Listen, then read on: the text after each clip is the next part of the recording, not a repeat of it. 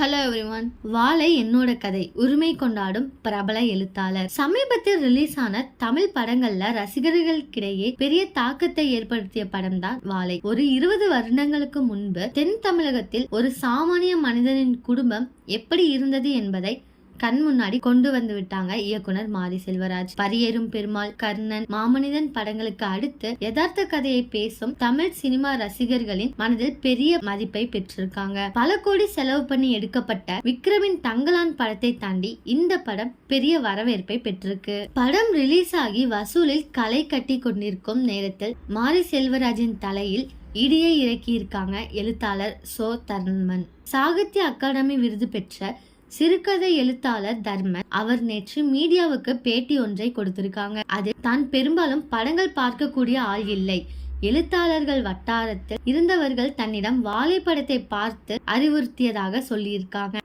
இந்த படத்தை பார்த்த பிறகு தனக்கு பெரிய அதிர்ச்சியாக இருந்துச்சு.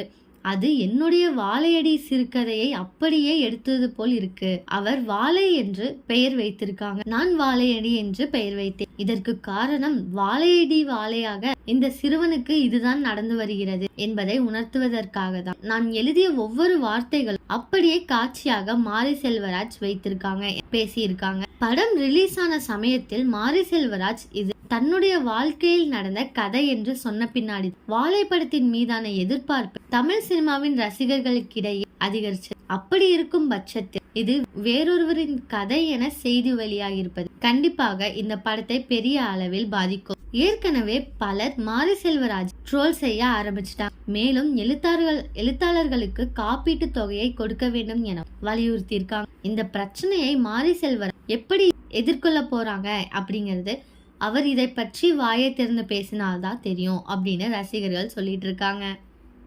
ஓகே கைஸ், இந்த மாதிரி லேட்டஸ்ட் சினிமா நியூஸ் அப்டேட் தெரிஞ்சுக்கணும் அப்படின்னா இந்த சேனலை சப்ஸ்கிரைப் பண்ணிக்கோங்க.